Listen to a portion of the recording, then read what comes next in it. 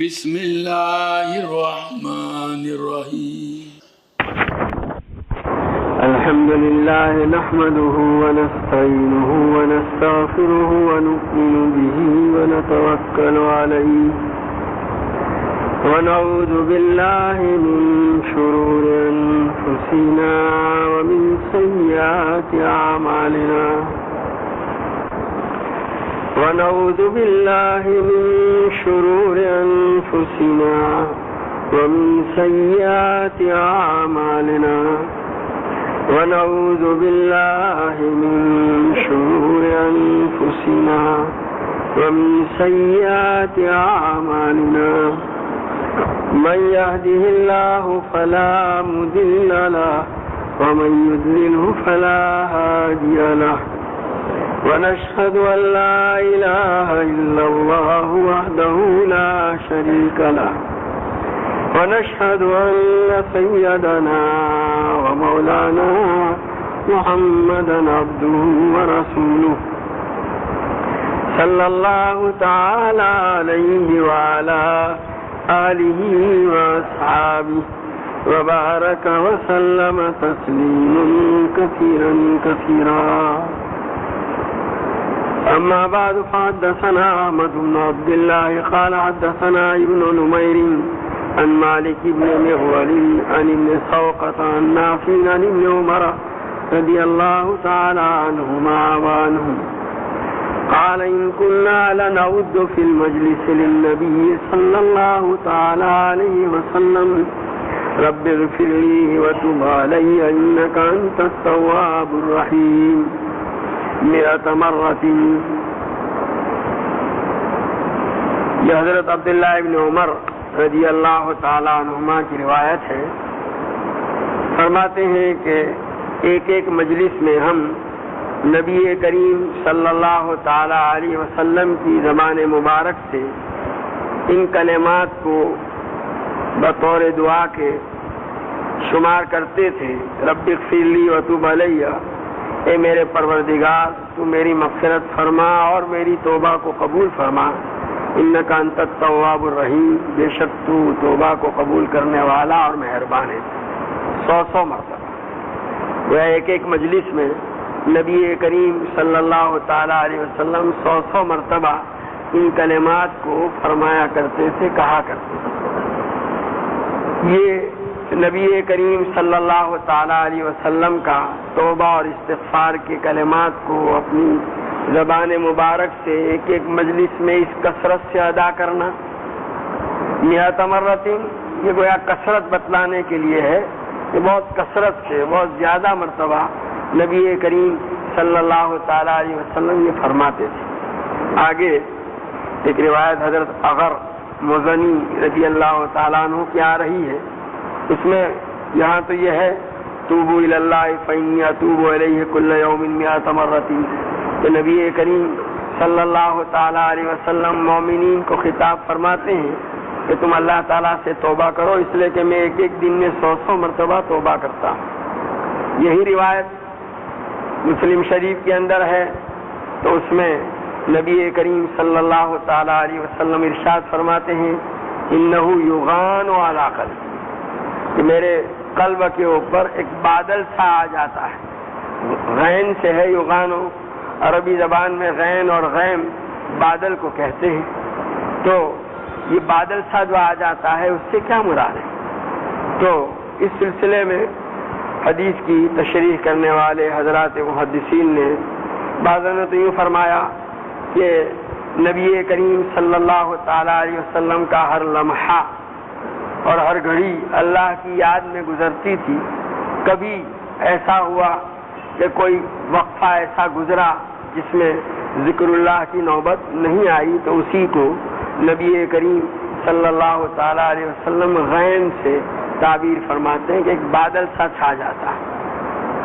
اور بعض حضرات علماء فرماتے ہیں کہ چونکہ نبی کریم صلی اللہ تعالیٰ علیہ وسلم کی خدمت میں امت کے حالات پیش کیے جاتے رہتے ہیں اور امت کی طرف سے جن معاصی اور نافرمانیوں اور گناہوں کا صدور ہوتا ہے وہ نبی کریم صلی اللہ تعالیٰ علیہ وسلم پر پیش ہوتے ہیں، تو ان کو سن کر نبی کریم صلی اللہ تعالی علیہ وسلم کے قلب مبارک پر غم و حزن کی جو کیفیت طاری ہوتی ہے اسی کو یغانوں سے تعبیر فرمایا، اور اسی پر گویا نبی کریم صلی اللہ تعالی علیہ وسلم استغفار فرماتے ہیں۔ اور بعض حضرات نے یہ بھی کہا کہ دراصل نبی کریم صلی اللہ تعالی علیہ وسلم ہر لمحہ اللہ تبارک تعالیٰ کے قرب میں، اللہ کی نزدیکی میں ترقی فرماتے رہتے تھے۔ گویا ہر لمحہ آپ کو اللہ تبارک تعالیٰ کی طرف سے روحانی ترقیات سے نوازا جاتا تھا، آپ کی ہر گھڑی میں گویا آپ آگے بڑھتے رہتے تھے۔ جب آگے کے درجے پر نبی کریم صلی اللہ تعالیٰ علیہ وسلم پہنچتے تھے تو پچھلے والے درجے کو جو ہے اس کے مقابلے میں کم محسوس کر کے آپ استغفار کا اہتمام کرتے تھے۔ اور بعضوں نے یہاں پر یہ بھی کہا کہ دراصل نبی کریم صلی اللہ تعالیٰ علیہ وسلم کی ذات بابرکات میں دو حیثیتیں تھیں۔ ایک تو نبی کریم صلی اللہ تعالیٰ علیہ وسلم کا تعلق اللہ تبارک تعالیٰ کی ذات سے ہے، گویا آپ کا وہ رخ جو باری تعالیٰ کی طرف ہے، اس میں تو ہر وقت نبی کریم صلی اللہ تعالیٰ علیہ وسلم کو ایک استحضار کی کیفیت رہتی تھی اور اللہ تبارک تعالیٰ کی ذات میں، اس کی یاد میں مشغولی رہتی تھی۔ اور دوسری طرف جو ہے آپ کی وہ جہت اور آپ کا وہ پہلو اور نبی کریم صلی اللہ تعالیٰ علیہ وسلم کی حیات طیبہ کی وہ حیثیت جس میں نبی کریم صلی اللہ تعالیٰ علیہ وسلم کی توجہ مخلوق اور امت کی طرف ہوتی تھی، ان کے مصالح اور ان کے جو ہے ان کی اصلاح کے سلسلے میں جو نبی کریم صلی اللہ تعالیٰ علیہ وسلم تعلیم و تعلم، وعظ و تذکیر اور دعوت و تبلیغ اور یہ جو سلسلے جن میں واسطہ پڑتا ہے لوگوں سے، تو وہ جو سلسلہ تھا تو ظاہر ہے اس میں مشغولی اگرچہ بہت بڑی طاعت ہے، لیکن اس مشغولی کے باوجود جو ہے چونکہ اس میں توجہ مخلوق کی طرف ہوتی ہے اور مخلوق کی طرف توجہ کے نتیجے میں قلب میں استحضار اور حضوری کی وہ کیفیت جو باری تعالیٰ کی طرف براہ راست توجہ اور اللہ کی یاد کے اندر مشغولی کی صورت میں ہوا کرتی ہے وہ نہیں رہتی، اسی کو نبی کریم صلی اللہ تعالیٰ علیہ وسلم غین سے تعبیر فرماتے ہیں، وہ ایک بادل سا چھا جاتا ہے۔ اور پہلے بھی میں عرض کر چکا ہوں کہ اللہ تبارک و تعالیٰ کے ساتھ جو تعلق ہے بندے کا وہ اور مخلوق کے ساتھ، اب مخلوق کے ساتھ تعلق کے نتیجے میں جن کاموں کو انجام دینا ہوا کرتا ہے کہ وہ آدمی جو ہے اللہ تعالیٰ کی طرف سے جو ذمہ داریاں ڈالی گئی ہیں ان کو ادا کرتا رہے، اس میں یہ ہے تعلیم و تعلم کا سلسلہ، وعظ و تذکیر کا، دعوت و تبلیغ کا، اور یہ سارے جو سلسلے ہیں تو اس میں یہ سارے اپنی جگہ پر بڑی اہمیت کے حامل ہیں، لیکن اس کے باوجود چونکہ اس میں براہ راست آدمی کا واسطہ انسانوں سے پڑتا ہے، تو انسانوں سے واسطہ پڑنے کے نتیجے میں ان کے قلوب کے ساتھ اس کے قلب کو جو تعلق ہوگا تو قدرتیں ان کے قلوب سے اس کے قلب کی طرف آتی ہیں، تو اس کے نتیجے میں وہ جو استحضار اور حضوری کی کیفیت اللہ تبارک تعالیٰ کی یاد میں مشغولی کے نتیجے میں ہوا کرتی تھی وہ باقی نہیں رہتی، تو اسی کو غین سے تعبیر کیا اور اسی کے لیے گویا استغفار کا اہتمام، یہ تو ذکر اللہ کا حکم دیا جاتا ہے کہ کثرت سے اللہ تعالیٰ کا ذکر کرو، یا ایھا الذین آمنوا اذکروا اللہ ذکرا کثیرا، تو اس کے اندر بھی یہی حکمت ہے کہ اس میں ذکر اللہ کے نتیجے میں آدمی کے قلب پر وہ قدرتیں اور وہ میل جو تعلق مال خلق کے نتیجے میں، چاہے یہ تعلق مال خلق محض اللہ کے واسطے تھا اور اللہ ہی کے حکم سے تھا اور اللہ ہی کے حکم کو پورا کرنے کے خاطر یہ تعلق قائم کیا گیا تھا، اور اس میں اللہ تعالیٰ کی طرف سے جو ذمہ داریاں ڈالی گئی ہیں ان ذمہ داریوں کی ادائیگی کے لیے تھا، لیکن اس کے باوجود اس میں مشغولی کے نتیجے میں قلب کی کیفیات میں جو فرق پڑتا ہے اس فرق کو دور کرنے کے لیے ضرورت ہے کہ استغفار کا اور اسی طریقے سے ذکر اللہ کا اور تلاوت وغیرہ یعنی اللہ کی یاد میں مشغولی کا اہتمام کیا جائے۔ اسی لیے قرآن میں اور حدیث میں کثرت ذکر کی جو تاکید کی ہے، یا ایھا الذین آمنوا اذکروا اللہ ذکرا کثیرا، اور ان فی خلق السماوات والارض واختلاف اللیل والنہار لآیات لأولی الالباب الذین یذکرون اللہ قیاما وقعودا وعلی جنوبہم، کیا جو اولو الالباب وہ لوگ ہیں جو اللہ تبارک تعالیٰ کو یاد کرتے ہیں کھڑے کھڑے بیٹھے بیٹھے اپنے پہلوؤں پر. انسان کی یہی 3 حیتیں اور حالتیں ہو سکتی ہے، یا تو وہ کھڑا ہے یا بیٹھا ہے یا لیٹا ہوا ہے.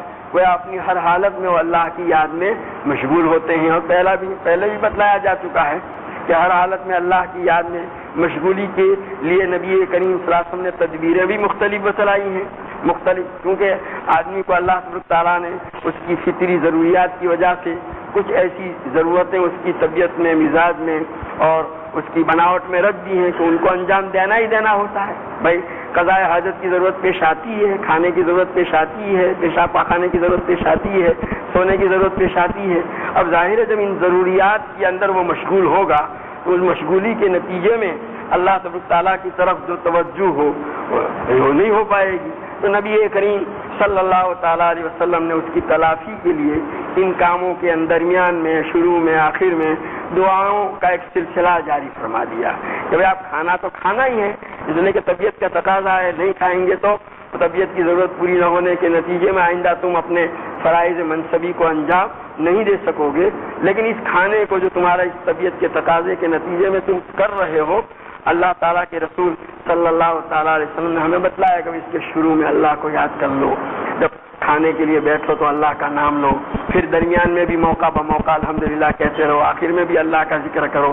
تو گیا اس کے شروع میں، درمیان میں، آخر میں. قضاء حاجت کے لیے جائے گا آدمی تو وہاں پر بھی یہی سب جتنے بھی فطری تقاضے پورے کرنے کے لیے کام کیے جاتے ہیں اور دوسری.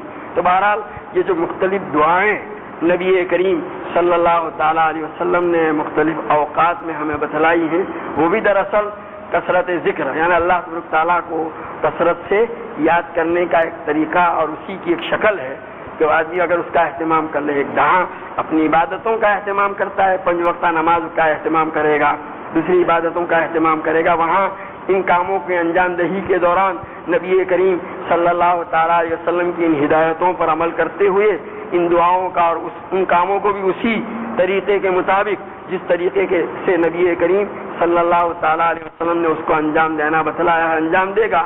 تو گویا نتیجہ یہ ہوگا کہ اس کے 24 گھنٹے جو ہیں اللہ کی یاد میں ہی ہوں گے. لیکن بہرحال ایک بات یاد رہے، ان سب کے باوجود جو ہے میں نے جیسا کہ ابھی عرض کیا کہ مخلوق سے مخالطت کے نتیجے میں قلب کی کیفیت میں فرق آنا ضروری ہے. تو اللہ تبارک تعالیٰ کو یاد کرنا یا استغفار کا اہتمام کرنا وہ اسی لیے ہے. ہمارے اکابر میں پہلے بھی میں نے بتلایا تھا کہ ذکر اللہ کی کثرت کا اہتمام ہے. ہمارے حضرت مفتی صاحب نور اللہ مرقدو سناتے تھے، حضرت حاجی صاحب رحمۃ اللہ علیہ نے ایک مرتبہ فرمایا کہ اب تو بڑھاپا آ گیا، سانس بھی نہیں رہی، کم ہو گئی، اس کے باوجود ایک سانس میں جو 180 ضربیں اللہ کے نام کی لگا لیتا ہوں. اور حضرت گنگوئی رحمۃ اللہ علیہ سے پوچھا گیا تو حضرت گنگوئی نے فرمایا کہ بھائی پڑھنے کا زمانہ تو گیا، اعضاء مزمحل ہو گئے اور وہ بات نہیں رہی. اس کے باوجود سوالات کے ذکر کا اہتمام، حالانکہ دن بھر جو مشغولی تھی حدیث کی درس کی، سالکین کی تربیت کی، مہمانوں کی میزبانی کی اور دوسرے کام انجام دینے کے ساتھ ساتھ اس کا اہتمام ہوتا تھا. تو بہرحال یہ ذکر اللہ کی کثرت، یہ میں کسی بھی کام کے اندر جب ان کاموں کو انجام دیا جاتا ہے تو ان کاموں کے انجام دہی کے نتیجے میں ضرورت تھی کہ ان کا اہتمام.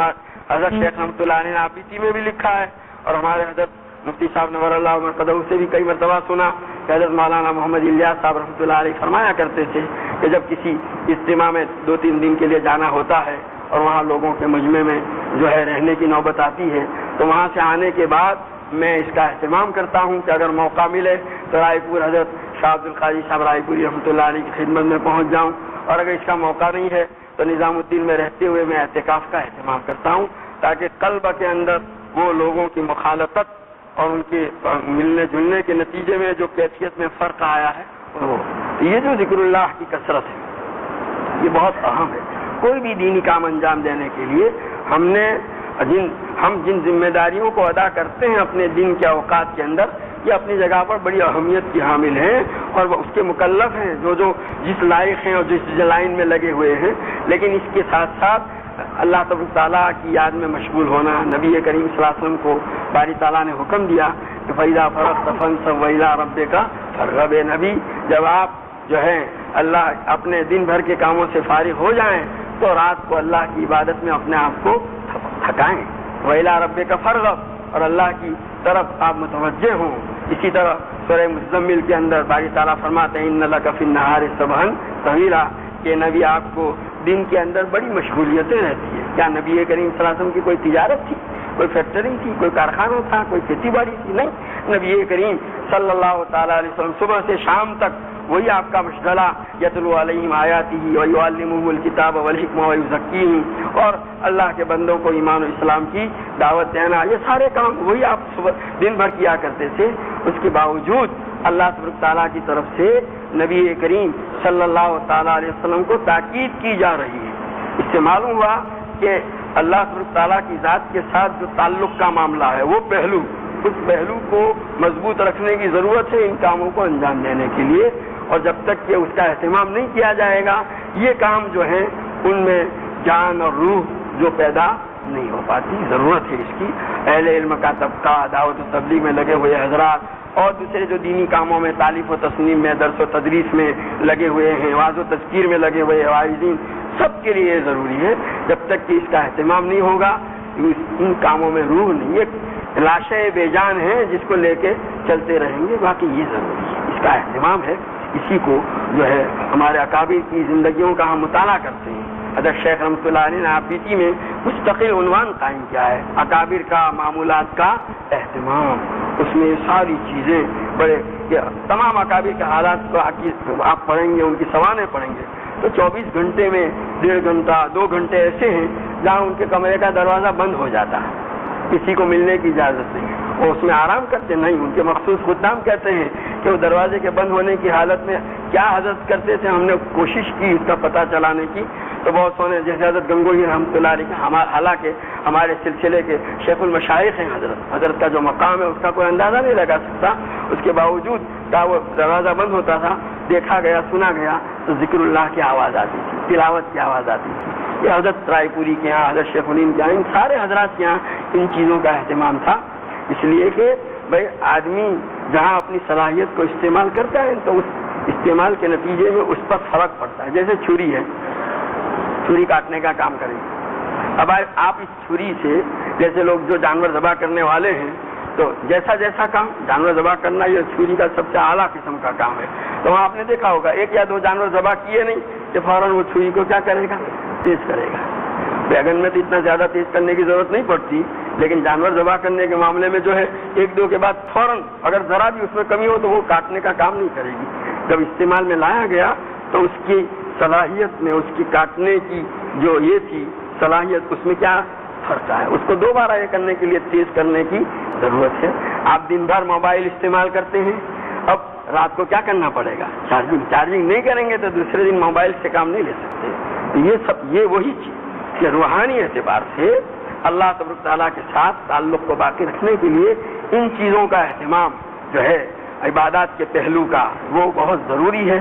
اور چونکہ یہ براہ راست اللہ تبارک تعالیٰ کے ساتھ تعلق کو قائم کرنے والی چیز ہے، اس میں ذکر اللہ آ گیا. ذکر اللہ کے مختلف طریقے، تسبیحات، تحلیلات وغیرہ، اور جو ہے تہجد اور تلاوت، یہ سارے کام اسی کے اندر آ جاتے ہیں. اور جب تک کہ ان کا اہتمام نہیں ہوگا وہاں تک ان چیزوں کے اندر جو ہے قوت آنے والی نہیں ہے. یہی گویا بنیاد ہے. اسی کا ہمارے اکابر کی زندگیوں کا ہم مطالعہ کرتے ہیں تو ان کی زندگیوں میں اس کی طرف خاص توجہ دلائی گئی ہے. یہاں جو نبی کریم صلی اللہ تعالیٰ علیہ وسلم استغفار کے لیے فرما رہے ہیں اس کی بنیاد بھی یہی ہے. تو بہرحال یہ ذکر اللہ کی کثرت اور اسی میں یہ استغفار کا اہتمام یہ اسی لیے ہے کہ آدمی ان چیزوں کو جو انجام دیا کرتا. دوسری بات یہ ہے کہ ہمارا ایک مزاج اس زمانے میں سب جو بھی طبقہ دین کے اندر کام کرنے والا ہے، ہم دین کے کام کرنے والے جو دن میں جو کام انجام دیتے ہیں، یعنی جیسے علماء ہیں وہ درس و تدریس کا، وعظ و تذکیر کا، یا اور دوسرے سلسلے ہیں تعلیف و تصنیف کے، یا اسی طریقے سے دعوت و تبلیغ کے، یہ دن بھر کیے جانے والے کام، انجام دیے جانے والے کاموں کو ہم اپنے لیے کافی سمجھتے ہیں. یہ جو ہے یہ کافی سمجھنا یہی ہماری سب سے بڑی کمزوری ہے. یہ ضروری ہے، سب اپنی جگہ پر اہمیت، لیکن اس کے باوجود ان کاموں کے اندر اس وقت تک قوت نہیں ہوگی جب تک کہ جیسا کہ ذکر اللہ کے ذریعے سے اس کے اندر جو ہے جان ڈالنے کا اہتمام نہ کیا جائے. پہلے یہ پہلو بھی جو ہے ملحوظ رکھنا ضروری ہے. جیسا کہ ابھی میں نے کہا کہ اب دوسرا فرق اس میں یہ ہے کہ میں ایک مثال سے سمجھاتا ہوں کہ ایک آدمی کا نکاح ہوا کسی عورت کے ساتھ, نکاح کے نتیجے میں بچہ پیدا ہوا. اب یہ بچہ جو ہے, اس بچے کی یہی عورت دیکھ بھال کرے گی, اس کو نہلائے گی, اس کو جو ہے کپڑے پہنائے گی, اس کو پاک صاف رکھے گی, اس کو دودھ پلائے گی, اس کو سلانے کا ہے.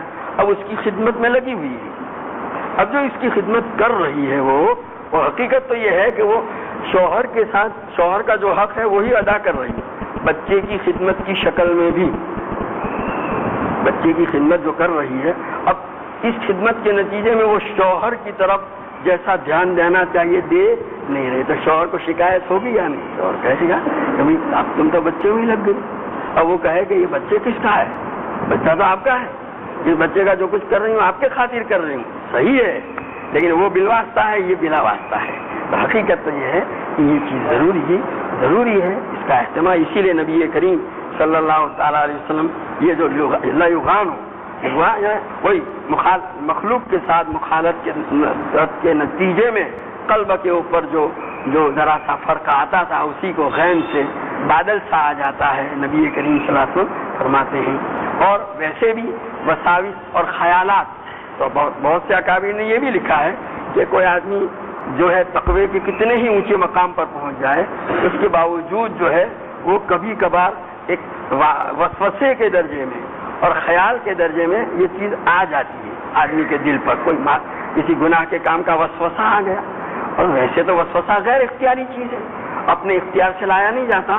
تو تقوی کے اونچے سے اونچے مقام پر پہنچنے کے باوجود جیسے بڑے بڑے جو اولیاء ہیں, اہل اللہ ہیں, اور جو ہیں متقی حضرات ہیں, تو ان کا حال بھی ان کے متعلق بھی لکھتے ہیں کہ بھئی اس مقام پر پہنچنے کے باوجود ایسا نہیں ہوگا کہ کبھی دل میں گناہ کا خیال ہی نہ آئے. بہت سے لوگ یہ کہتے ہیں وہ سب کو ایسی ترکیب بتا دو, میں تنگ آ گیا ہوں, یہ گناہ کا خیال نہ آئے. بھائی گناہ کا خیال نہیں آئے گا تو پھر تم انسان کہاں رہو گے؟ اللہ تعالیٰ نے انسان کو جو بنایا ہے, انسان میں اور فرشتوں میں یہی فرق ہے کہ فرشتوں کا حال تو یہ ہے کہ وہاں گناہ کا کوئی تصور نہیں. یفعلون ما یؤمرون لا یعصون اللہ ما امرهم ویفعلون ما یؤمرون, کہ اللہ نے جو حکم دیا اس میں ذرا برابر بھی اللہ کی معصیت اور نافرمانی نہیں کرتے, اور اللہ کا جو حکم ہے اسی کو بجا لاتے. یعنی ان سے معصیت کا صدور ہی وہ مادہ ہی نہیں رکھا اللہ تعالیٰ نے.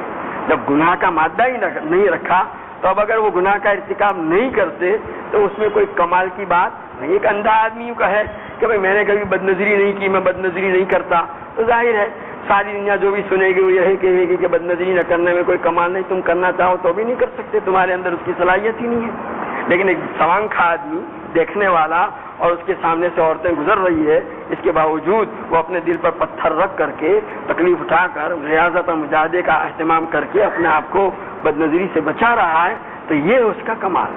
تو اللہ تعالیٰ نے انسان کی فطرت ہی ایسی بنائی, فَأَلْهَمَهَا فُجُورَهَا وَتَقْوَاهَا, دونوں کاموں کی صلاحیت. وہ نیکی بھی کر سکتا ہے اور گناہ کا ارتکاب بھی کر سکتا ہے. تو گناہ کا ارتکاب کرنے کی صلاحیت کے باوجود وہ اپنے آپ کو اس سے بچا کر, اور یہ بچانا ایسے ہی نہیں ہوتا, بچانے کے لیے اس کو تکلیف اٹھانی پڑتی ہے, مشقت اٹھانی پڑتی ہے, ریاضت اور مجاہدہ کرنا پڑتا ہے. تو یہ ریاضت اور مجاہدہ کر کے جو بچا رہا ہے تو اسی میں اللہ تبارک تعالیٰ کی طرف سے اس کے مراتب بلند ہوتے ہیں. اور یہی انسان کی خصوصیت ہے, انسان کے اندر اللہ نے یہ مادہ رکھا. اسی لیے تو قرآن میں جہاں باری تعالیٰ نے فرشتوں سے فرمایا تھا انی جاعل فی الارض خلیفہ, کہ میں زمین کے اندر اپنا ایک نائب بنانے والا ہوں, تب فرشتوں کو بھی معلوم تھا کہ انسان کی خصلتیں کیا ہوگی. تو انہوں نے جواب میں عرض کیا اتجعل فیہا من یفسد فیہا ویسفک الدماء ونحن نسبح بحمدک ونقدس لک. باری تعالیٰ آپ مخلوق میں ایک ایسی زمین پر ایسی مخلوق پیدا کرنے جا رہے ہیں جو فساد مچائے گی اور خون خرابہ کرے گی, آپ کی پاکی اور تقدیس ہم ہر وقت بیان کرتے ہیں. تمہاری تعالیٰ نے ان کو تو یہ کہہ کر خاموش, جلالی حکم انی عالم مالا, خاموش, ان کو پتا نہیں, فرشتے بھی خاموش ہو گئے. ایک بات اور بھی, علامہ شاہ کشمیری رحمۃ اللہ علیہ نے لکھا ہے, ان کی تقریر بخاری میں ہے کہ دیکھو حضرت آدم علیہ نبینا علیہ الصلوۃ والسلام کو فرشتوں اور ان کے مقابلے میں، شیطان کے مقابلے میں اللہ نے فضیلت دی. جیسے قرآن کے اندر ہے کہ اللہ تعالیٰ نے حضرت آدم کو فرشتوں کے سامنے پیش کیا. وعلم آدم الاسماء كلها ثم عرضهم على الملائكة فقال انبئوني باسماء هؤلاء ان كنتم. تو فرشتوں نے کہا سبحانك لا علم لنا، کہ ہمیں تو معلوم نہیں باری تعالیٰ، یہ چیزیں ہم نہیں جانتے. تو ویسے حضرت فرماتے ہیں کہ یہ علم جو ہے نا، علم ایک ایسی چیز ہے جس سے آدمی کی فوقیت دوسرے پر نمایاں ہوتی ہے. اس لیے حضرت آدم علیہ نبینا علیہ الصلوۃ والسلام کی فوقیت کو فرشتوں کے سامنے ظاہر کرنے کے لیے یہ طریقہ اختیار کیا گیا. لیکن اللہ تعالیٰ کے یہاں ان کی جو اصل فوقیت اور فضیلت تھی وہ اس کی وجہ سے نہیں، وہ اصل ان کی تواضع اور خاکساری کی وجہ سے، ابدیت کی وجہ سے. اور ویسے کہ دیکھو باری تعالیٰ نے جب فرشتوں کے سامنے اپنے ارادے کا اظہار فرمایا تو باوجود اس کے کہ فرشتے تو نورانی مخلوق ہیں اور لایا ان سے معصیت کا کوئی سوال نہیں، اس کے باوجود جب اللہ تعالیٰ نے ارادہ کیا فرمایا اور اس ارادے کا اظہار فرمایا انی جاعل فی الارض خلیفہ، تو آگے کچھ بولنے کا سوال نہیں تھا، لیکن پھر بھی انہوں نے یہ عرض کیا ہے. تو یہ تو اللہ تعالیٰ نے خاموش کر دیا، خاموش ہو گئے ٹھیک ہے. لیکن بہرحال اظہار تو کیا آپ نے اس طرح سے. شیطان کا معاملہ 3 گروہ تھے وہاں، دوسری طرف شیطان ہے. شیطان نے تو کھل کر ہی کہہ دیا کہ میں ان سے بڑھ کر ہوں. خلقتنی من نار وخلقتہ من طین، کہ آپ نے مجھے آگ سے پیدا کیا، اسے جو ہے ان کو آپ نے مٹی سے پیدا کیا. وہ تو کھلم کھلا جو ہے نافرمانی پر اتر ہی آیا. لیکن حضرت آدم علیہ نبینا علیہ الصلوۃ والسلام کا جب معاملہ ہوا کہ اللہ تعالیٰ نے جنت میں جب بسایا آپ کو اور حضرت حوا بھی پیدا ہوئی اور پھر ان کو لا تقربا هذه الشجرة فتكونا من الظالمین، ایک مخصوص درخت کے پاس جانے سے منع کر دیا گیا. اور شیطان نے آ کر بہکایا اور قسمیں کھا کر کے کہا، اور بہرحال وہ جو ممانعت تھی اس کا ارتکاب کر بیٹھے. جب ارتکاب کر بیٹھے تو اللہ تبارک تعالیٰ کی طرف سے جو گرفت ہوئی وہ جنتی لباس بھی اتار دیا گیا. اور یہ تو اس وقت کہا حضرت آدم علیہ نبینا علیہ الصلوۃ والسلام، یہ تقریر حضرت شاہ صاحب نے وہاں کی ہے کہ حضرت آدم اور حضرت موسیٰ علیہ نبینا علیہ الصلوۃ والسلام کے درمیان مکالمہ ہوا. تو حضرت موسیٰ علیہ نبینا علیہ الصلوۃ والسلام نے حضرت آدم سے عرض کیا آپ تو آدم ہماری سب کے جو ہیں جد امجد ہیں آپ، اور اللہ تعالیٰ نے آپ کو اپنی دست قدرت سے پیدا کیا اور فرشتوں کو آپ کے سامنے سجدہ کرنے کا حکم دیا. آپ ہی کو اللہ تعالیٰ نے ایک چیز کے لیے منع فرمایا تھا، اس کا ارتکاب کیا تو جنت سے نکلنے کی نوبت آئی اور ان مصیبتوں میں ہم گرفتار ہوئے. تو حضرت آدم علیہ نبینا علیہ الصلوۃ والسلام نے جواب میں کیا فرمایا کہ بھئی تم وہی موسیٰ ہو نا کہ اللہ تعالیٰ نے اپنے پیغام اپنے بندوں تک پہنچانے کے لیے تمہارا انتخاب کیا اور پھر تم کو اللہ تعالیٰ نے توریت دی اور اللہ تعالیٰ نے تمہاری خاص تربیت فرمائی. تو وہ توریت جو تم کو دی گئی وہ میری پیدائش سے کتنی مدت پہلے جو ہے لوح محفوظ میں لکھی ہوئی تھی. تو اس کے اندر تو یہ ہے نا وَعَصَىٰ آدَمُ رَبَّهُ فَغَوَىٰ، تو پھر میں کیسے نہ کرتا اس کو. تو حدیث میں آتا ہے فَحَجَّ آدَمُ مُوسیٰ، حضرت آدم علیہ نبینا علیہ الصلوۃ والسلام اپنی اس دلیل میں حضرت موسیٰ پر غالب آ گئے. حضرت شاہ صاحب فرماتے ہیں کہ دیکھو اللہ یہاں تو چونکہ معاملہ کس سے تھا، انسان سے، تو وہاں سے جب پوچھا تو برابر تڑکا پھڑ جواب دے دیا انہوں نے. لیکن باری تعالیٰ جب وہاں یہ کام ہوا اور اللہ تعالیٰ کی طرف سے تو وہاں کچھ نہیں، یعنی رونے کے علاوہ اور کوئی کام کیا ہی نہیں، بلکہ اپنے گناہوں کی معافی چاہنے کے لیے جو مغفرت کے الفاظ، استغفار کے الفاظ وہ بھی کہنے کی جرت، وہ روتے ہی رہے سال ہا سال تک. ایک مدت تک رونے کے بعد پھر اللہ تعالیٰ کی طرف سے استغفار کے کلمات ان پر فتلقى آدم ربه من کلمات فتلقى آدم ربه فتلقى آدم من ربه کلمات حضرت آدم نے اپنے رب سے چند کلمات سیکھے اور وہی پڑھے. کون سے؟ ربنا ظلمنا، تو گویا ربنا ظلمنا انفسنا کہنے کی بھی جرت مارے حیا کے اور مارے اس کے ابدیت کے. تو گویا اللہ تعالیٰ کے سامنے جب معاملہ آیا تو انہوں نے پورا اظہار کیا کا ابدیت. تو اسی ابدیت کی وجہ سے اللہ تعالیٰ نے اصل تو انسان کو فوقیت عطا فرمائی ہے.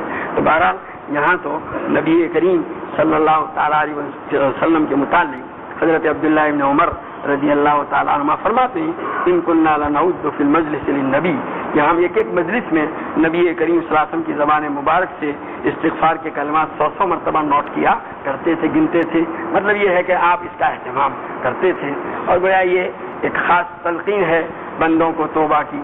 حضرت ڈاکٹر عبدالحی صاحب رحمۃ اللہ علیہ فرماتے ہیں کہ اللہ تعالیٰ نے جب انسان کو اس مزاج کا پیدا کیا کہ اس سے معصیت کا صدور ہوگا، تو یہ اللہ تعالیٰ کی حکمت کے خلاف تھا کہ بھائی ایک چیز ہو اس کا جو ہے اس کا بدل آدمی کو نہ دیا جائے. جہاں زہر ہوگا تو زہر کے لیے تریاق بھی موجود ہے.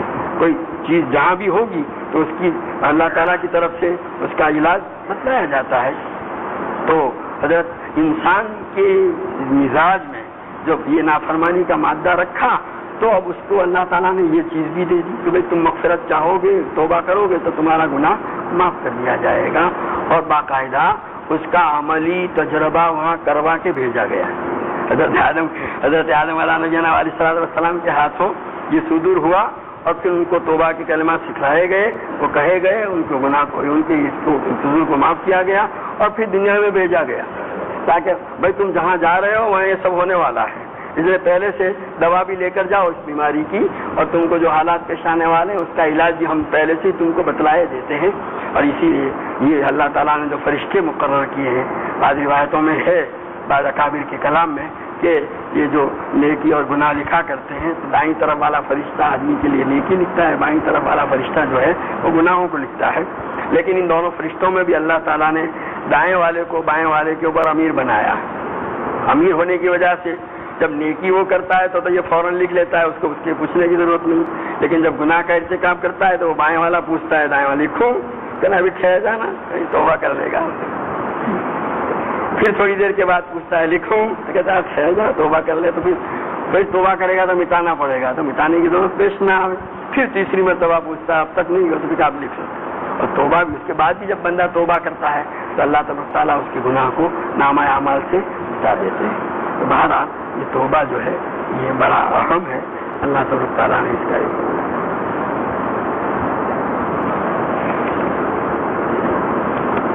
تصوف کیا ہے. حضرت شیخ رحمۃ اللہ علیہ نے آبیتی میں ایک واقعہ لکھا ہے کہ حضرت مولانا حبیب الرحمان صاحب لدھیانی رحمۃ اللہ علیہ تو پڑھنے کے زمانے میں کافی شروع ہی سے ان کے مزاج میں ایسی یہ بات تھی، کچھ سیاست کی طرف مائل، اخبار وغیرہ پڑھنا، ان کی تحریکوں میں حصہ لینا. حضرت شیخ رحمۃ اللہ علیہ فرماتے ہیں کہ کبھی کبھار مجھے دیوبند جانا ہوتا تھا، کبھی تو حضرت مولانا خلیل احمد صاحب رحمۃ اللہ علیہ کا کوئی پیغام وہاں حضرات محتمین یعنی حضرت مولانا حبیب الرحمان صاحب اور حضرت حافظ احمد صاحب کی خدمت میں لے جا کر کبھی کسی کتاب کی مراجعات کے لیے حضرت بھیجتے تھے کہ جاؤ وہاں دیوبند کتب خانے میں یہ کتاب ہے دیکھ کر کے آؤ فلانی چیز. تو کہا جب میں وہاں جاتا تھا تو ان کو بھی معلوم تھا کہ میں فلاں صاحب کا بیٹا ہوں، تو مجھے دیکھ کر کہا کرتے تھے کہ ایسوں کا وجود زمین کے اوپر بوجھ ہے. یہ یعنی گویا وہ یوں کہا کرتے تھے کہ ان کو کوئی دلچسپی نہیں دوسرے حالات سے، امت کے حالات سے. تو حضرت شیخ فرماتے کہ ان کے سامنے تو جواب دینے کی نوبت نہیں آئی، مگر میرے ساتھ ایک طالب علم ہوتا تھا تو میں اس کو کہہ دیا کرتا تھا کہ ان کو بتا دینا کہ تمہارے جیسوں کے لیے مدرسے کی روٹی کھانا حرام ہے، تم پڑھنے کے لیے آئے ہو اور ایسے دندوں میں مشغول رہتے ہو. خیر کا پڑھنے اسی زمانے سے مزاج میں یہ تھا.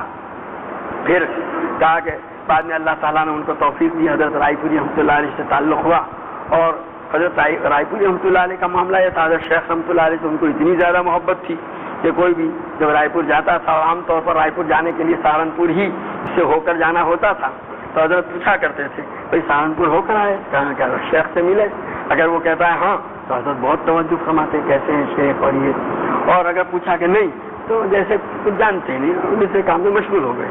تب جو لوگ حضرت کی توجہ کو اپنی طرف منعقد کرانا چاہتے، مبذول کرانا چاہتے، تو بہرحال خواہی مخواہی درجۂ مجبوری میں بھی یہ کام کرنا سکا. یہ ان کا بھی جی تو چاہتا نہیں تھا، لیکن جو ہے بہرحال یہ ہے کہ جاؤں گا تو پوچھیں گے حضرت، اور کہہ دوں گا کہ نہیں آیا ہوں مل کر تو کوئی توجہ. تو ایک مرتبہ آئے ہو تو نیچے سے مولانا نصیر صاحب تھے رحمۃ اللہ علیہ، حضرت کے کتب خانے کے ناظر. انہوں نے کہلوایا کہ مولوی حبیب الرحمان آئے ہیں، تو بس وہ ٹانگا لے کر کے آئے ہیں واپس ہی کا، تو آپ سے مسافہ کرنا تھا. کہ حضرت بھی کہتے میں بھی جانتا ہوں، ایسے تو اس وقت میں کسی سے ملتا نہیں. حضرت یہاں کا 3 حضرات کے علاوہ کسی اور کے یہاں میرے یہاں حضرت مولانا محمد الیاس صاحب، حضرت شیخ الاسلام مولانا حسین احمد مدنی اور حضرت شاہ عبد القادر صاحب رائے پور، ان 3 کے علاوہ اس وقت میں کسی کے پاس کسی کی گنجائش نہیں. لیکن مجھے معلوم تھا کہ یہ وقت وہ تو خالی اپنی مجبوری میں آئے ہیں تو مسافہ کر کے چلے جائیں گے. میں نے کہا آپ کہلوایا بھیج دو اوپر. لگا وہ اوپر آئے سیڑھی کے آخری زینے کے اوپر، اور وہیں سے میں نے بھی اٹھ کر کے مصافحہ کر لیا. کہا دیکھو ایک سوال کر کے جاتا ہوں، اس کا جواب سوچ رکھنا. تو کہا کیا سوال ہے؟ یہ تصوف کیا بلا ہے؟ تو حضرت شیخ فرماتے میں نے اسی وقت کہا بھائی تصوف نام ہے تصحیح نیت کا. آدمی اپنی نیت درست کر لے، جس کی ابتدا ہوتی ہے انما الاعمال بالنیات سے. حدیث میں آتا ہے کہ اعمال کا مدار نیتوں کے اوپر ہے، اور جس کی انتہا یہ ہے کہ ان تعبد اللہ کانک تراہ، کہ تم اللہ کی عبادت اس طرح کرو گویا اللہ کو دیکھ رہے ہو، اور اگر تم نہیں دیکھ رہے ہو تو اللہ تعالیٰ تو دیکھ ہی رہا ہے. گویا یہ اس کی انتہا ہے.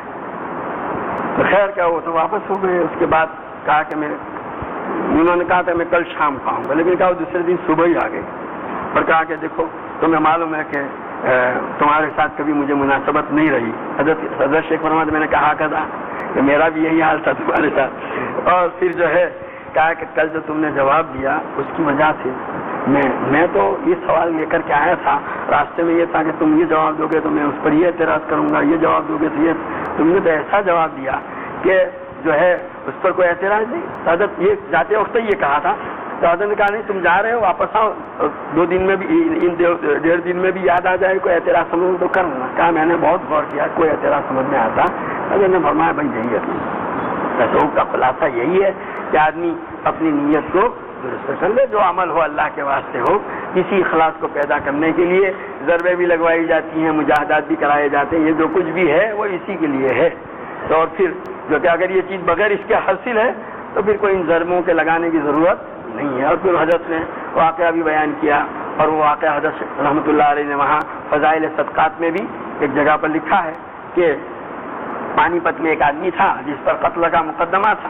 کہ اس زمانے کے اندر پانی پت کا جو پانی پت کی تحصیل جو تھی اس کی جو یہ عورت وہ کچہری وہاں کرنال میں تھی، اور ان دونوں کے درمیان دریائے جمنا بہا کرتا تھا. تو کہا جمنا کا حال یہ ہے کہ بارش کے زمانے میں تو خوب پانی کشتیاں چلتی، لیکن اگر گرمی کا زمانہ ہوتا تھا تو عام طور پر اس کا پورا جو پات ہوتا تھا ندی کا دریا کا وہ خشک رہتا تھا. ذرا سا جو حصہ باقی ہے وہ آدمی جوتے نکال کر کے گزر جاتا تھا، یا کشت زیادہ ہو تو پانی. لیکن بارش کے زمانے میں جب پانی زیادہ ہو اور طوفانی کیفیت ہو تو کشتی والے بھی کشتی چلاتے نہیں تھے. اب ایک مرتبہ اس کی مقدمے کی تاریخ تھی اور یہ پہنچا تو دیکھا کہ دریا طغیانی پر ہے. اب اس نے جو ہے کہا کشتی والوں سے بھائی مجھے لے جاؤ، کرایہ لے لو، زیادہ لے لو. انہوں نے کہا بھائی کرایے کی زیادتی کمی کا سوال نہیں ہے، یہ تو یہ دریا طغیانی پر ہے، یہ کشتی الٹ جائے گی، تو بھی برباد ہوگا، ہم تو کوئی اپنے آپ کو برباد. کہا بھائی میرا قتل کا مقدمہ ہے، کہو کہ میں نہیں جاؤں گا تو میرے خلاف ڈگری ہو جائے گی، فیصلہ ہو جائے گا. کہ ہم نہیں آتے. بہت رو رہا لیکن کسی کو رحم نہیں آیا. کسی نے ایک حالت دیکھی کہ دیکھو ایک ترکیب بتلاتا ہوں، میرا نام نہ لو. تو اسی دریا کے کنارے پر بولا جایا ایک جھونپڑا ہے، وہاں ایک بزرگ رہتے اپنے بیوی بچوں کے ساتھ، ان سے جا کے لپٹ جاؤ اور کہو ہٹنا مت. کہا گیا کہا حضرت یہ مشکل ہے. کہا میں کیا کروں؟ کیا میں کوئی خدا ہوں کہ نہیں؟ حضرت کچھ تو کرے. اب وہ حضرت فرماتے ہیں بھائی صاحب الغرض مجنون، غرض جو ہوتا ہے وہ پاگل ہوتا ہے.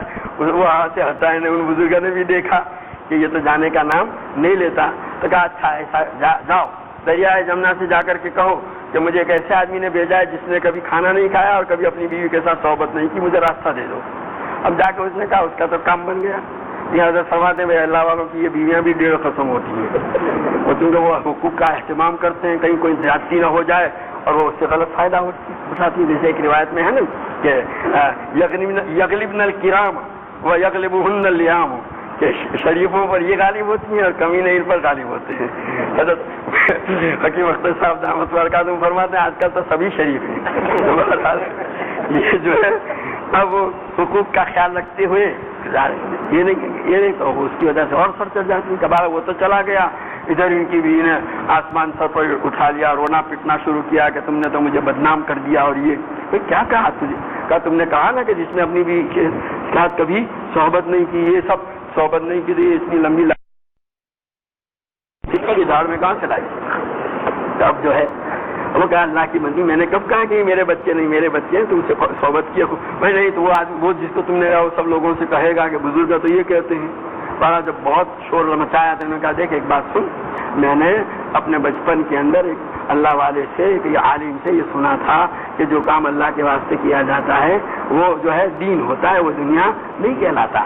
میرے ساتھ نکاح ہونے کے بعد تجھ سے صحبتیں خوب کی اور کھانا بھی میں کھاتا تھا، تجھے معلوم ہے، لیکن یہ جو کچھ بھی کرتا تھا وہ اللہ ہی کا حکم پورا کرنے کے لیے۔ تو بہرحال یہ نیت اگر درست ہو جائے تو سارے جو طبعی کام ہیں، دنیا والے کام ہیں، وہ بھی کیا بن جاتے ہیں؟ گناہ دین نہیں بنے گا، یاد رکھنا۔ ہاں آج کل لوگ کا پتہ نہیں، ایسی بات سننے سے ان کا ذہن کہاں سے ایک مزاج بن گیا ہے کہ خرابی کی طرف ہی مڑتا ہے۔ تو کوئی گناہ میں کوئی اچھی نیت کرنے سے گناہ نیکی نہیں بن جائے۔ اور جو طبعی امور مباح جائز کام جو ہیں، وہ جائز کاموں میں اچھی نیت آدمی کر لے تو وہ جائز کام جائز نہیں بلکہ نیکی اور آگے خیر کا ذریعہ بن جاتا ہے۔ تاکہ معصیت تو اپنی جگہ پر معصیت ہے۔ کوئی آدمی جو ہے بینک کے اندر پیسے رکھتا ہے اس لیے کہ اس کا سود اور بیاج آئے گا تو میں غریبوں کو کھانا کھلاؤں گا، تو یہ سود لینا کوئی حلال نہیں ہو جاتا، یاد رکھنا۔ کوئی آدمی کسی کو لوٹ مار کرتا ہے کہ میں یہ سب مالداروں کے پاس بہت سارے پیسے پڑے ہیں، کچھ ان سے لے کر کے میں غریبوں کا کام بناؤں، تو یہ کوئی نیکی ہی نہیں ہے، یہ تو گناہ ہی گناہ ہے۔ خیر یہ تو بیچ میں، کیونکہ آج کل ایک ذہن ہے ہر ایک کا آدمی، جہاں کوئی ایسی بات ہوگی تو برائی کی طرف ہی چلتا ہے۔ تو بہرحال یہ تصحیح نیت، حضرت نے کہا تصوف کیا، تصحیح نیت، لیکن یہ تصحیح نیت جو ہے ایک دن میں ہو جاتی، حضرت فرماتے ہیں اس کے لیے بڑے پاپڑ بیلنے پڑتے ہیں۔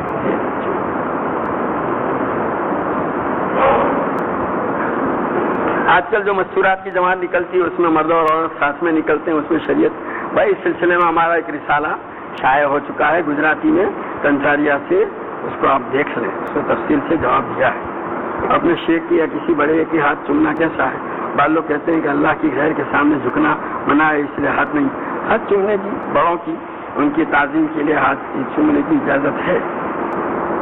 خاجانوں ختم یہ کد بیسنگ میں پڑھوں گے، پچیس سوارنا اردو تو سان میں اردو پڑھوں گے تو نا فائدہ کہوا مہربانی کر سو۔ یہ ختم خواجگان جو ہیں تو یہ جو مختلف سلسلے ہیں تصوف کے، ان کے ہاں اصل جو تسبیحات جو کلمات پڑھے جاتے ہیں وہ تو وہی ہیں جو جن کی فضیلتیں حدیث وغیرہ میں آئی ہیں۔ اب وہ ہر ایک سلسلے کا، چشتیہ کا، قادریہ کا، نقشہ بندیہ کا الگ ہے۔ اب وہ یہ کوئی مسنون یا باقاعدہ حدیث سے معصوم براہ راست تو پورا طریقہ نہیں ہے، ہاں یہ کلمات ضرور ثابت ہیں۔ اب وہ ان بزرگوں سے جس طریقے سے آیا اس کے مطابق اس کو ہی کیا جائے۔ 10 دوران میں بعض دورانی بورڈانی پریشا سے دعا کروا مہربانی کر سو۔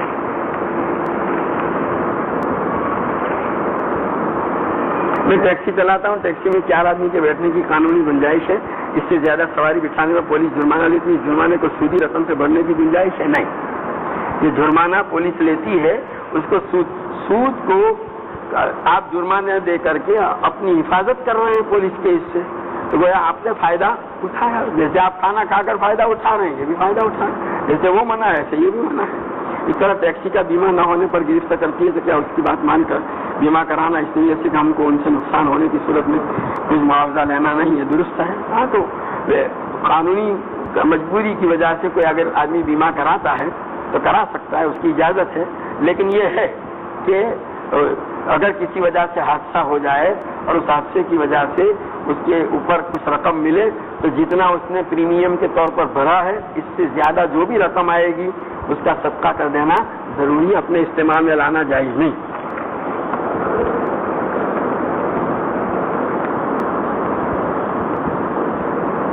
ہمارے امام صاحب سجدے سے قیام میں آتے ہیں تو اللہ اکبر برابر کہتے ہیں، اور جب سجدے سے قاعدے میں آتے ہیں تو اللہ اک کہتے ہیں، اللہ اکبر نہیں کہتے ہیں، تو نماز ہو جائے گی؟ وہ تو اکبر کہتے ہوں گے، وہ آپ ان سے پوچھ لیں پہلے کہ آپ اللہ وہ خود ہی بتا دیں گے، یہ چیز یہاں پوچھنے کی نہیں تھی، بلا ان سے براہ راست مراجعات کیے بغیر اس طرح یہاں پوچھنا مجمع میں یہ فتنہ پیدا کرنے والی چیز ہے۔ ضرورت ہے ہر چیز کو، ہم ہر چیز کو جہاں پہلا اس کا مرحلہ ہے وہاں صاف نہیں کرتے، پھر آگے بڑھاتے، اور یہ پہلے مرحلے میں اس کو صاف کیے بغیر آگے بڑھانا یہ فتنوں کو جنم دیتا ہے۔ ہمارے یہاں آج کل ہم مختلف جگہوں پر جو ایسی شکلیں پیش آتی اس کی وجہ یہی ہے۔ آپ نے یہاں تو پوچھ لیا، امام صاحب کو کبھی پوچھا؟ زبان سے نہیں تو کم از کم ان کے پاس چٹھی بھیجتے کہ امام صاحب آپ کا ہم تو یہ سن رہے ہیں، آپ کیا اسی طرح پڑھتے ہیں، آپ کو اس فرق ہے وہ بتا۔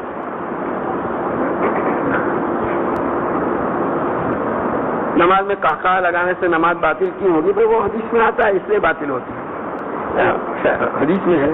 اب بنا کا طریقہ تو وہ تو تفصیل سے علماء سے پوچھیے، یہاں بنا کا طریقہ جو ہے وہ تفصیل سے نہیں بتائیں گے۔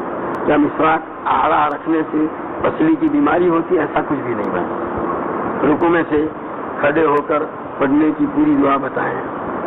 الحمدللہ اللہم ربنا لک الحمد. فرائض میں تو یہ اللہم ربنا ولک الحمد کتنا. نوافل میں اللہم ربنا ولک الحمد حمدا کثیرا طیبا مبارکا فیہ اور کما یحب ربنا ویرضا یہ پڑھ سکتے ہیں. صدقہ کسے دے سکتے ہیں؟ صدقہ ایک تو واجب صدقہ ہوتا ہے، تو واجب صدقہ تو انہی لوگوں کو دیا جا سکتا ہے جن کو زکوٰۃ دے سکتے ہیں، جو مستحق کے زکوٰۃ ہیں وہ بھی انہی کو. اور نفل صدقہ ایسوں کو بھی دے سکتے ہیں، جیسے کوئی سید کو آپ نفل صدقہ دیں یا جو ہے کسی مالدار کو. لیکن یہ ہے کہ آپ اپنا صدقہ جب مالدار کو دیں گے تو حقیقت میں وہ پھر وہ صدقہ نہیں رہا، ہدیہ رہا. یہ گویا آپ نے ایک مال کو صدقے کے طور پر دینے کی نیت کی تھی، لیکن عملی طور پر آپ اس کو مالدار کو دے کر خود ہی اس کو ہدیہ بنا رہے ہیں. تو حقیقت میں تو یہ ہدیہ ہو گیا، صدقہ رہا ہی نہیں. لیکن دے سکتے ہیں اس لیے کہ آپ کا مال تھا، آپ نے اپنا ارادہ بدل گیا تو بدل سکتے ہیں.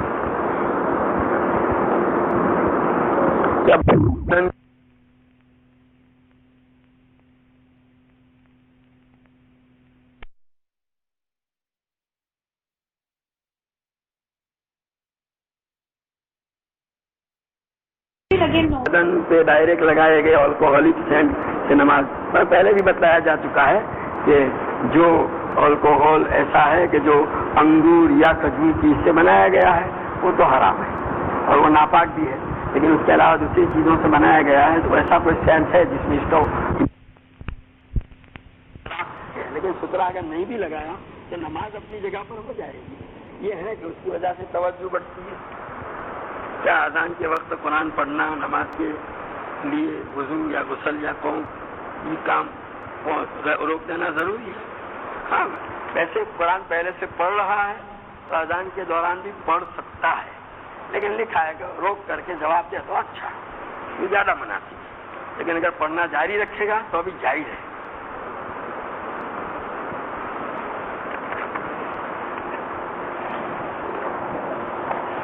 سبحانك اللهم وبحمدك وتبارك اسمك وتعالى جدك ولا اله غيرك. اللهم صل وسلم وبارك على سيدنا ومولانا محمد وعلى ال سيدنا ومولانا محمد كما تحب وترضى بعدد ما تحب وترضى. ربنا ظلمنا انفسنا وان لم تغفر لنا وترحمنا لنكونن من الخاسرين. اللهم وفقنا لما تحب وترضى من القول والعمل والفعل والنية والهدى. اے اللہ تو ہمارے گناہوں کو معاف فرما، ہماری خطاؤں سے درگزر فرما. اے اللہ تیری مرضیات پر ہمیں زیادہ سے زیادہ چلا کر تیری نامرضیات سے ہماری پوری حفاظت فرما. نبی کریم صلی اللہ تعالیٰ علیہ وسلم کے طریقوں اور سنتوں کو اپنی زندگی کے ہر شعبے میں جاری کرنے اور اپنانے کی تو ہمیں توفیق اور سعادت عطا فرما. اے اللہ تمام رذائل سے ہمیں پاک اور صاف فرما کر محاسن اخلاق سے مزین فرما. تیری معرفت و محبت کے انوار سے ہمارے قلوب کو منور فرما. تیری یاد سے ہمارے دلوں کو آباد فرما. اے اللہ دوام ذکر و دوام طاعت کی توفیق سے مالا مال فرما. ہماری اولادوں کو علوم نافعہ ہمارے صالح اخلاق فاضلہ سے مالا مال فرما. برے اخلاق، برے کردار و گفتار، برے عادات و اطوار، بری صحبتوں اور برے ماحول کے اثرات سے ان کی پوری حفاظت فرما. اے اللہ اپنی شان ربوبیت سے ان کی تربیت فرما کر ان کو ہماری آنکھوں کی ٹھنڈک، دلوں کا سرور اور ہمارے لیے صدقہ جاریہ بنا. ہمارے بیماروں کو صحت کاملہ عاجلہ مستمرہ عطا فرما. مقروضوں کے قرضوں کی ادائیگی کی شکلیں پیدا فرما. پریشان حالوں کی پریشانیوں کو دور فرما. حاجت مندوں کی حاجتیں پوری فرما. قید و بند میں محبوسوں کو رہائی نصیب فرما. مقدمات میں ماخوذوں کو بری فرما. جو جس مصیبت میں گرفتار ہے اللہ اس سے نجات عطا فرما. اے اللہ نبی کریم صلی اللہ تعالیٰ علیہ وسلم کا امتی جہاں کہیں بھی ہو اس کے ایمان و اسلام کی، جان و مال کی، عزت و آبرو کی، اہل و عیال کی، تجارت و زراعت و کاروبار کی، ہر چیز کی پوری حفاظت فرما.